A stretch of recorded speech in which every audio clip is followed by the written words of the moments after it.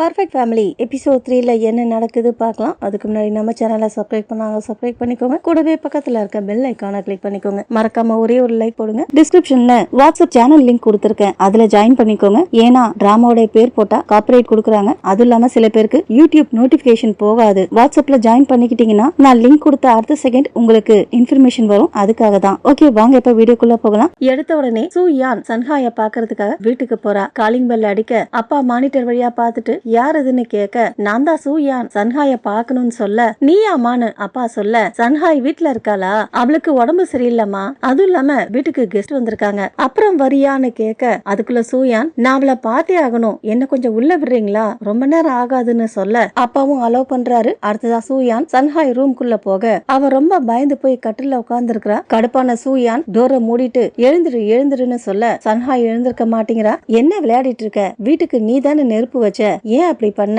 ஏன் அப்படி பண்ணன்னு கேட்க சன்ஹாய் எந்த பதிலும் சொல்லாம அமைதியா உட்கார்ந்து இருக்க. நீ என்ன பண்ணாலும் யாங்ஹோ இறந்ததுக்கு நீ தான் காரணங்கிறது மாறாது. அவ அப்படி சொன்ன உடனே சன்ஹாய் நேத்து நடந்ததை நினைச்சு பார்த்துட்டு ரொம்ப நர்வஸ் ஆகுறா. உடனே சூயான் அவளை பிடிச்சி, நீ தான் அந்த தப்பு பண்ண, நம்ம அப்படித்தானே ஒத்துக்கிட்டோம். ஆனா சன்ஹாய் பயப்படுறாளே தவிர எதுவும் பேச மாட்டேங்கிறா. நிலைமை எப்படி இந்த மாதிரி மாறுச்சு, இன்னும் சில பேர் இறந்து போயிருக்காங்க. சன்ஹாய் எதுவும் பேச மாட்டேங்கிறா. கடுப்பான சூயான் அவளை உதறிட்டு, இப்போ இதெல்லாம் பேசி எந்த பிரயோஜனமும் இல்ல, நீ போய் சரணடைஞ்சிடு. சன்ஹாய் அழுதுட்டு இருக்க. அப்ப சூயான், அப்ப பண்ண மாதிரியே மறுபடியும் என் மேல தீய மூட்டை பொரியான்னு கேட்க, அதை கேட்டு பதறி போன சன்ஹாய், ஐயோ அப்படிலாம் இல்லன்னு சொல்றா. உடனே சூயான் தலையில இருந்த விக்க கழட்டிட்டு, இந்த குடும்பத்துல இருக்கவங்க உன்னை தத்தெடுத்ததுனால நீ ரொம்ப சந்தோஷமா கனவுல வாழ்ந்துட்டு இருக்க, ஆனா உன்னால என் வாழ்க்கையே சகதியில சிக்கிட்டு இருக்கு. சொன்னவ சன்ஹாய் முடிய பிடிச்சு, உன் கடனை திருப்பி கொடுக்கற நேரம் இது, உங்க அப்பா பெரிய லாயர், இந்த பிரச்சனையில இருந்து உன்னை ஈஸியா வெளியே கொண்டு வந்துருவாரு, நீ சரணடைஞ்சா போதும், மத்த எல்லாத்தையும் அவர் பார்த்துப்பாரு,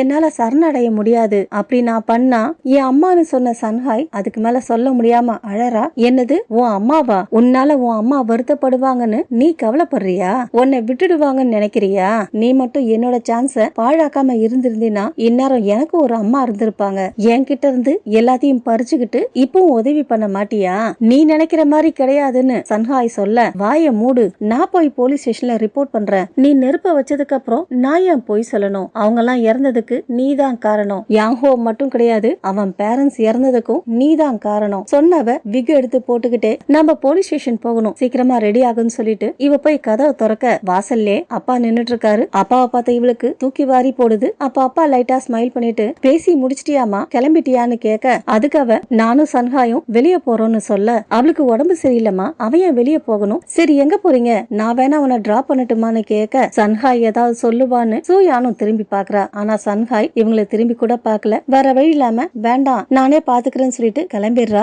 அவ அங்க இருந்து போனதுக்கு அப்புறம் என்ன பண்றதுன்னு தெரியாம சன்ஹாய் அழுதுட்டு இருக்கா. அடுத்ததா யாங்கோடைய ஆத்மா கிளாஸ் ரூமுக்குள்ள போக, அவன் கிளாஸ்ல இருக்க பசங்க எல்லாம் அவன் இறந்தது, அவங்க வீடு தீப்பத்தி எரிஞ்சது, அதை பத்தி சேட் பண்ணிட்டு இருக்காங்க. ஒரு பக்கம் ஜியு மட்டும் யாங்கோ டேபிள்ல பூங்கொத்த வச்சுட்டு யாங்கோ நினைச்சு ஃபீல் பண்ணிட்டு இருக்கான். அப்போ சேட் பண்ணிட்டு இருந்த பசங்கள ஒருத்தன் மருந்தான்னு கேட்க, அது ஜியு காதுல விழுந்துருது. உடனே அவன் கிட்ட போயிட்டு அவன் ஷர்ட் கலர் பிடிச்சி என்ன மருந்துன்னு கேட்க, அதுக்கு அவன், யாங்கோ வீடு எரிஞ்சு போச்சு இல்லையா, அதுக்கு என்ன இப்போன்னு ஜியு கேட்க, அதுக்கு அந்த பையன், யாங்கோ குடி போதையிலயோ இல்ல மருந்தாலையோ இல்லனா பெயின் தின்னர் மூலமா தான் வீட்டுக்கு தீய வச்சிருப்பானோன்னு ஒரு வதந்தி பரவிட்டு இருக்குன்னு சொல்ல, அதை கேட்டு ஜியு அங்க இருந்து போயிடுறான். இன்னொரு பக்கம் சூயான் போலீஸ் ஸ்டேஷன் கிட்ட போயிடுறா. அப்போ யாங்கோ சன்ஹாய்க்காக ஒரு கீ செயின் கிஃப்டா கொடுத்தான் இல்லையா, அதை எடுத்து பார்த்துட்டு அன்னைக்கு என்ன நடந்துச்சுன்னு நினைச்சு பாக்குறா. ஏற்கனவே நாம பார்த்ததுதான். இவ யாங்கோ வீட்டுக்குள்ள போக யாங்கோ சன்ஹாய சர்ப்ரைஸ் பண்றதுக்காக ரூம் அழகா டெக்கரேட் பண்ணிட்டு இவகிட்ட போய் எப்படி இருக்குன்னு ஒப்பீனியன் கேட்க, அதுக்கு இவ, நல்லாவே இல்ல,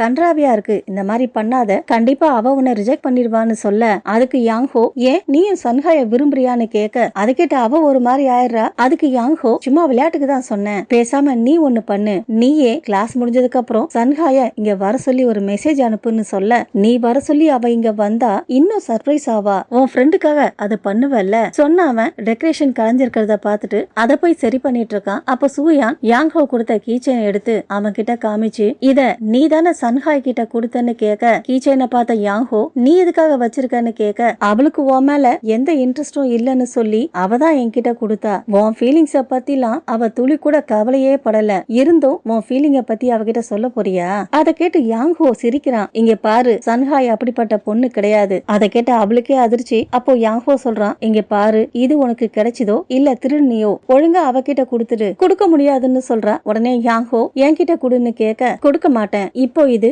எனக்கு சொந்தம், ஏன் இந்த மாதிரி பண்ற, சன்ஹாயை ஏன் கஷ்டப்படுத்துற, கொடுத்துடுன்னு கேட்க, அப்போ சூயான் ஏன் நான் எதுவும் வச்சு கூடாதான்னு மனசுக்குள்ளவே சொல்லிட்டு அவன் பண்ணிருந்த டெக்கரேஷன் எல்லாத்தையும் கலைக்கிறா. அதை பார்த்து யாங்கோ போய் அவளை தடுக்க, அவ இவனை பிடிச்சு தள்ளி விட ரெண்டு பேரும் கீழே விழுந்துடுறாங்க. கீழே விழுந்ததுல அவ தலையில இந்த விக் கழண்டு விழுந்துருது. அவ தலைய யாங்கோவும் பாத்துறான். அவனுக்கு உண்மை தெரிஞ்சிருச்சுன்னு தெரிஞ்ச உடனே கத்துறா. மெல்ல போய் விக் எடுத்து போட போறா. அப்போ டேபிள் மேல இருந்த கத்திய பார்த்துட்டு என்ன மாதிரி ஆட்கள் எல்லாம் உயிரோடவே இருக்க கூடாதுன்னு சொல்லிட்டு கத்தி எடுத்து அவ கழுத்துல வைக்க போக அதை பார்த்த யாங்கோ ஓடி வந்து அவளை தடுக்க, என் கைய விடுன்னு இவ கத்த, அவ குரலை கேட்டு சன்ஹாய் உள்ள வர அந்த கடுப்புல தான் சூயான் அவளை தாக்க போறா. அவளை காப்பாத்துறதுக்காக யாங்கோ குறுக்க வந்துடுறான். அதனால அவனும் இறந்து போயிடுறான். பிளாஷ்பேக் அதோட முடிய பிளாஷ்பேக்க நினைச்சு பார்த்தவ போலீஸ் ஸ்டேஷனுக்கு போறா. பண்ற தப்பெல்லாம் இவ பண்ணிட்டு அப்பாவைய மாட்டி வர்றதுக்காக போலீஸ் ஸ்டேஷனுக்கு போறா. இவள ஒரு கார் ஃபாலோ பண்ணிக்கிட்டே இருக்குது. அடுத்ததா அந்த கார் இவகிட்ட போய் நிக்குது. கார் கண்ணாடி கீழே இறங்க காருக்குள்ள இருந்து யாரோ இவகிட்ட பேசுறாங்க. என்ன பேசுனாங்கன்னு தெரியல.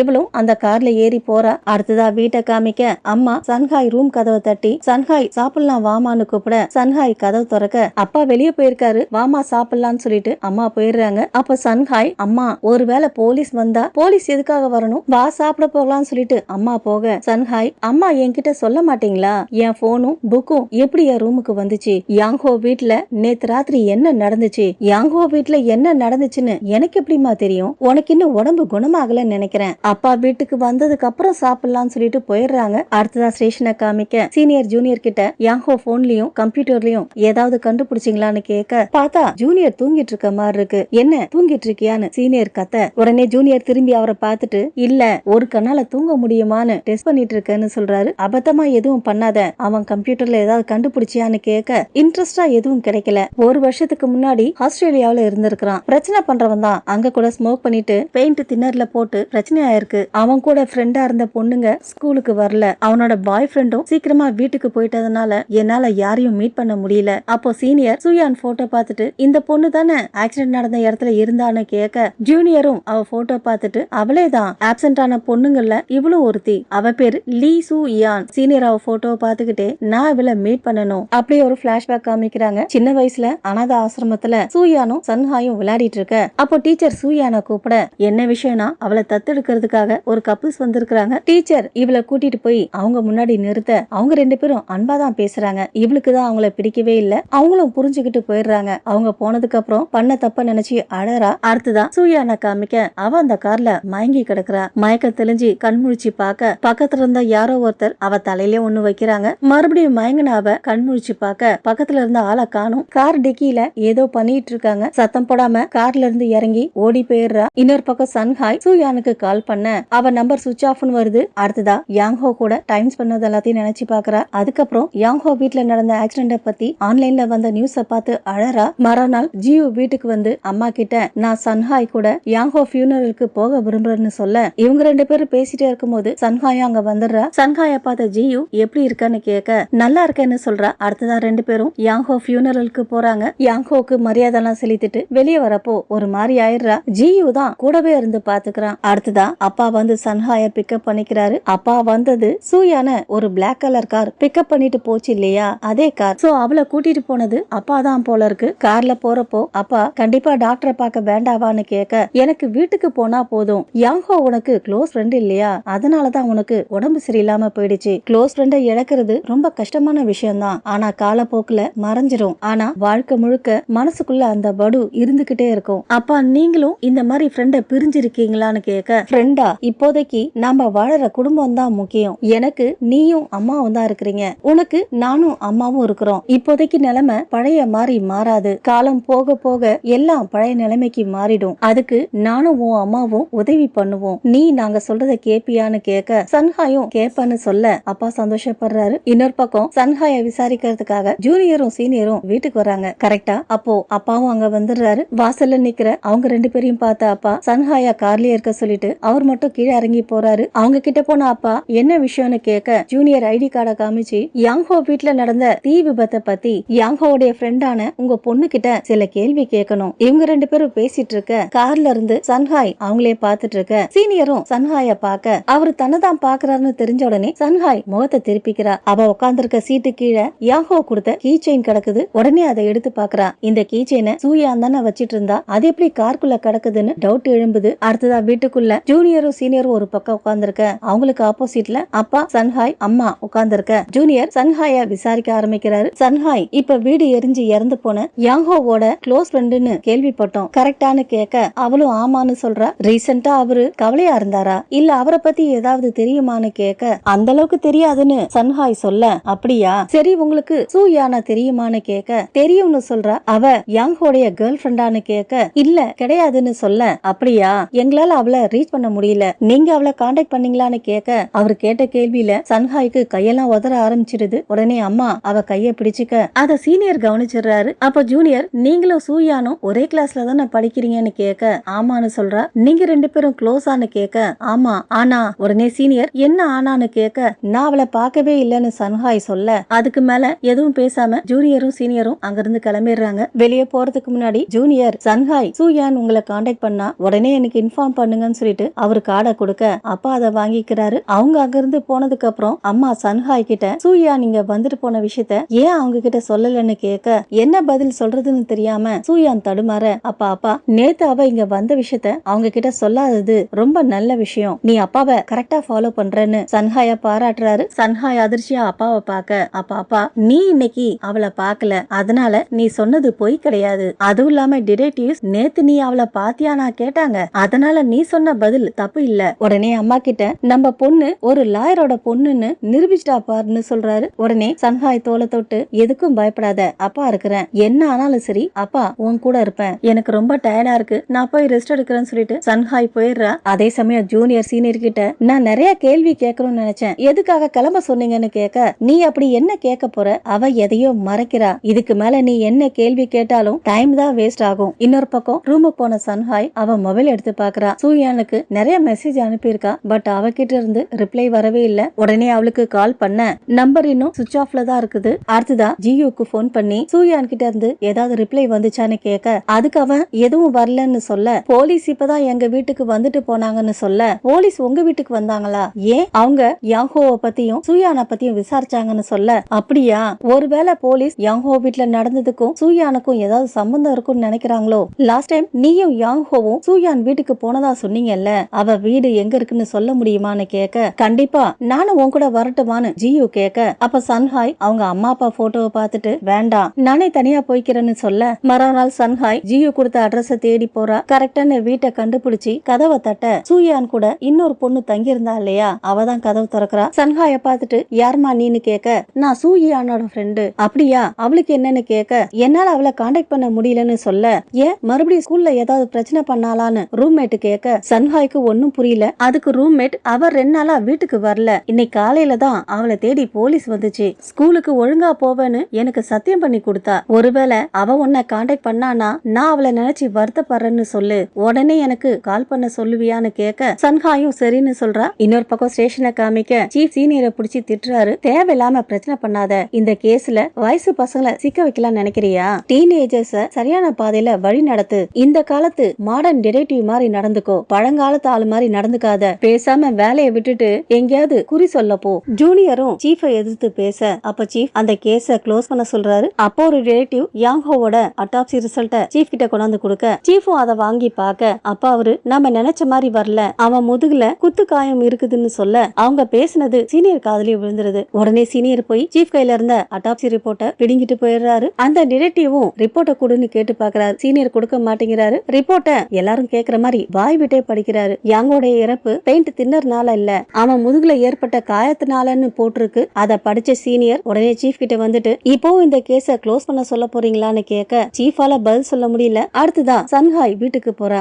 கேட்டை திறக்கலான்னு போனவ என்ன நினைச்சான்னு தெரியல, கேட்டை திறக்காம அன்னைக்கு என் வீட்டுல இருந்து போனவ எல்லா தொடர்பையும் துண்டிட்டு காணாம போயிட்டா. அப்படி மனசுக்குள்ளே சொன்னவ அன்னைக்கு சுயான் வீட்டுல இருந்து எப்படி போயிருப்பான்னு கற்பனை பண்ணி பாக்குறா. அப்படியே ரோட்ல வந்து நின்னு அதுக்கப்புறமா அந்த கீ செயின் எடுத்து பாத்துக்கிட்டே சுயான் வச்சிருந்த கீ செயின் அப்பா கார்ல இருந்துச்சு. ஏன் அப்போ யாரோ அவளை கூப்பிடுறாங்க. இவ திரும்பி பார்க்க அந்த இடத்துல ஒரு ஆள் நின்னுட்டு இருக்காரு. இவ பார்த்த உடனே இவளை பார்த்து ஸ்மைல் பண்ணிட்டு நல்லா வளர்ந்துட்ட, என்ன ஞாபகம் இருக்கான்னு கேட்க யார் நீங்க, நான் பயமுறுத்திட்டேனா, நான் உங்க அப்பாக்கு சொந்தக்காரன், நான் ஏற்கனவே வந்திருக்கிறேன், ஆனா இன்னைக்குதான் உன்னை பார்க்க முடிஞ்சது, அப்படியா வணக்கம்னு சன்ஹாய் சொல்ல சொல்ல, நம்ம சின்ன வயசுல மீட் பண்ணிருக்கோம், அதனாலதான் நான் யாருன்னு உனக்கு தெரியல, என்ன பிளேம் பண்ணாதமா சொன்ன அவரு திரும்பி சன்ஹாய பாக்க, ஏன் என்ன அப்படி பாக்குறீங்கன்னு சன்ஹாய் கேட்க, அதுக்கு அவரு ஒண்ணு இல்லம்மா. அடுத்ததா சன்ஹாய் வீட்டுல இருக்க ஒரு ஜன்னலை காமிச்சு அது உன்னோட ரூமானு கேட்க, இல்லன்னு சொல்ற. அப்போ அது யார் ரூம்னு அவரு கேட்க, சன்ஹாய் பதில் சொல்லாம அமைதியா இருக்க.